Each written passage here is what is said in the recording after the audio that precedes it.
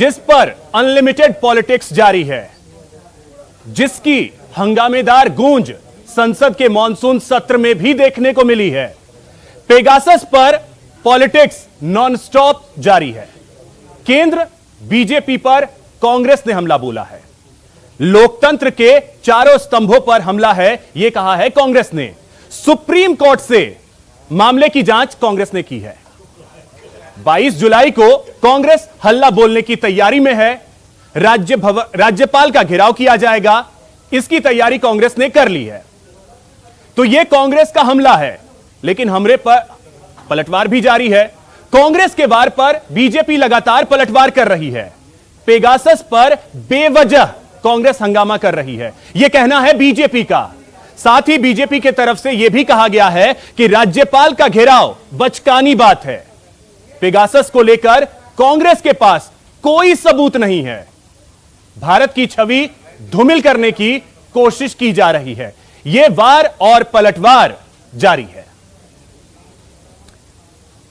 तो वार पलटवार का दौर पेगासस को लेकर जारी है। कांग्रेस लगातार हमलावर है, वहीं बीजेपी भी पलटवार कर रही है।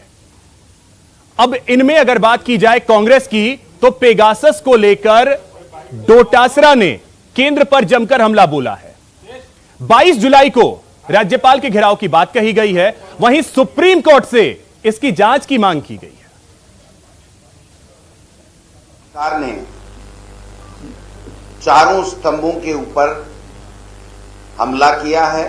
पेगासस के द्वारा देश के तमाम विपक्षी पार्टियों के प्रमुख नेतागण, अपनी पार्टी के कई वरिष्ठ नेतागण, मंत्री,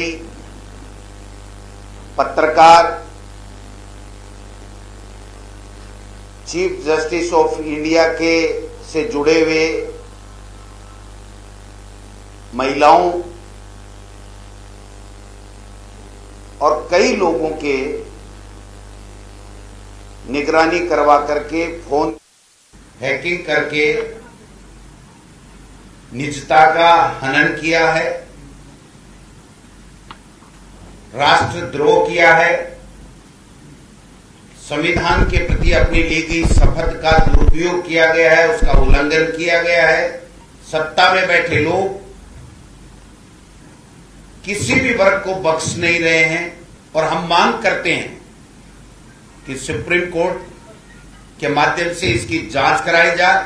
अखिल भारतीय कांग्रेस कमेटी ने ये तय किया है और हम प्रदेश कांग्रेस कमेटी की तरफ से 22 तारीख को महामहिम राज्यपाल का घेराव करने का कार्यक्रम रखेंगे। वहीं कांग्रेस के वार पर बीजेपी ने पलटवार किया है। उपनेता प्रतिपक्ष राजेंद्र राठौड़ ने कहा, कांग्रेस बिना किसी तथ्य के मामले पर राजनीति कर रही है। राज्यपाल का घेराव बचकानी बात है। उस डेटाबेस का मात्र लीक हो जाने की बात भी अगर मैं मानूं, तो इसमें निजता पर हमला कहां हो गया, टेलीफोन की सर्वेलेंस की बात कहां आ गई, और इसको भारत सरकार से जोड़कर संसद को ठप करना ऐसे समय में जब पूरे देश के लोग वैश्विक महामारी और उस महामारी के बाद देश की अर्थव्यवस्था पर और जो गरीब कल्याण को लेकर चिंता पूरे देश में व्यक्त की जा रही है, उसके लिए भारत सरकार के द्वारा उठाए गए कदमों की समीक्षा करना चाहते हैं, पूरा लोग देश देखना चाहता है। उस समय लोक कल्याण के मुद्दों को से भटकाकर इस प्रकार की बात करना, और विशेष तौर पर तब करना जब आईटी मंत्री ने संसद में साफ कह दिया कि भारत में पेगासस का उपयोग नहीं हुआ है।